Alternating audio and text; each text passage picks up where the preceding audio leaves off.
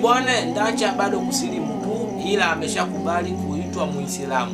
Mchungaji Ndacha kakubali kuitwa Muislamu. Kasema mimi mkiniita Muislamu, mimi ni Muislamu tu.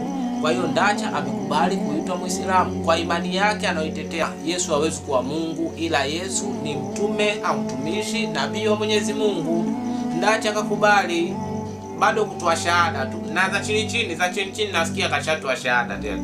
Kula chuma hicho huyo hapo. Naam. Mimi hata kama nitaitwa Muislamu sina shida, maadamu nitashikilia ukweli ulio katika Biblia. Jina ukiniita Muislamu ni sawa tu. Kwa hivyo makanisa haya yaliyo na Mungu wa utatu ni makanisa ya kipagani na biolojia yao ni ya kipagani, na ndio maana leo hii katika mimbari ya majukwaa ya makanisa haya wanafuganisha ndoa ya jinsia moja. Mwanaume na mwanaume wanaoana wanaunganishwa makanisani. Mwanamke na mwanamke wanaoana wanaunganishwa makanisani na wanapewa cheti ya kwamba wamefunga ndoa.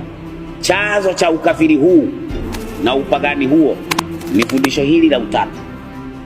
Na wakati ambapo tunapoogelea, naomba unipe Warumi 1:22.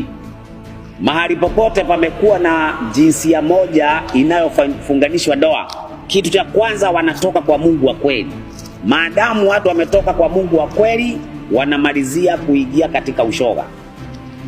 Na ninasema hivi tena na ninarudia, kama kuna mtu ambaye ana machungu na mimi kwa kusema fundisho la utatu ni fundisho ambalo lina biolojia moja na ushoga, ninarudia tena na niko tayari hata kama nikupelekwa jela nikafungwe, kwa sababu siwezi kuliombea msamaha.